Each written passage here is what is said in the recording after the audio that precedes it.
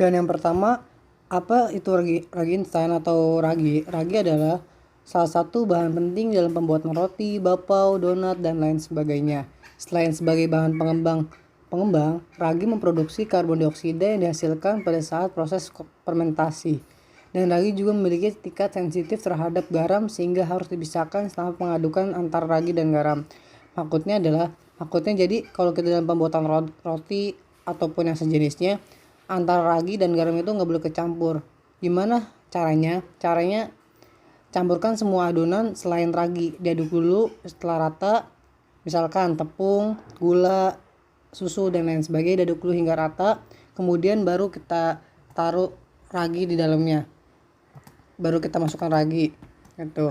Kenapa kita masukkan ragi belakangan? Karena masukkan ragi belakangan itu agar tujuannya garam dan ragi tidak tercampur. Apabila mereka tercampur, dia ibaratnya tuh berantem. Ibaratnya raginya itu akan mati karena kena si garamnya tersebut. Makanya dia sangat sensitif dalam penanganannya.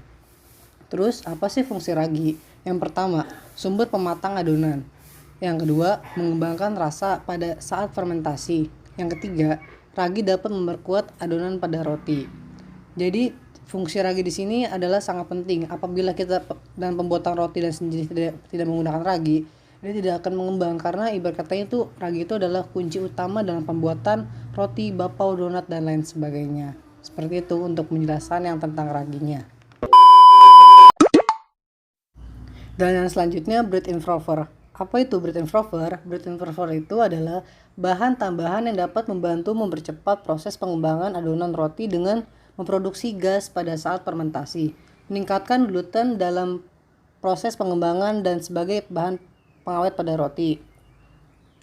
Dan fungsinya yang pertama, bread improver itu membantu ragi dalam produksi sehingga menjadi lebih mengembang. Yang kedua, meningkatkan kualitas roti baik dari segi volume maupun tekstur. Wajib nggak sih bread improver itu dipakai dalam penggunaan roti? Kalau menurut saya bread improver dalam penggunaan roti itu opsional. Apabila dipakai boleh dan tidak dipakai juga tidak pengaruh kepada rotinya. Ibarat katanya nggak begitu terlalu pengaruh terhadap rotinya. Mungkin pengaruhnya adalah mengembangnya agak lebih lama. Seperti itu saja sih kalau menurut pengalaman saya. Dan yang terakhir ada cream of tartar. Apa itu cream of tartar? Cream of tartar adalah salah satu bahan yang berfungsi untuk melembutkan kue. Tapi kembali lagi kepada resep kue yang Anda pakai. Karena kebanyakan dari resep kue tidak menggunakan cream of tartar dalam proses pembuatannya. Dengan menggunakan cream of tartar, kue atau cake bisa memiliki tekstur pori yang lebih lembut. Cream of tartar juga bisa digunakan dalam pembuatan whipped cream. Tekstur yang dihasilkan menjadi lebih bagus. Cream of tartar dipakai juga dalam pengocokan putih telur, dalam pembuatan mereng, butter cake, ataupun chiffon cake. Apabila tidak ada cream of tartar, kita bisa menggantinya dengan perasan lemon ataupun cuka. Dan untuk takarannya disesuaikan dengan kebutuhan. Biasanya penggunaan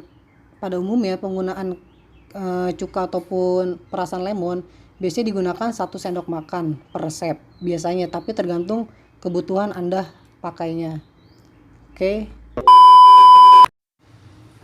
Oke, cukup sekian sharing dari Irsyad mengenai apa itu ragi, bread improver, dan cream of tartar. Semoga bermanfaat dan menjawab rasa penasaran bagi yang belum tahu. Dan jangan lupa bagi subscribe, like, dan share agar bermanfaat bagi orang banyak dan channel ini semakin berkembang. Thank you.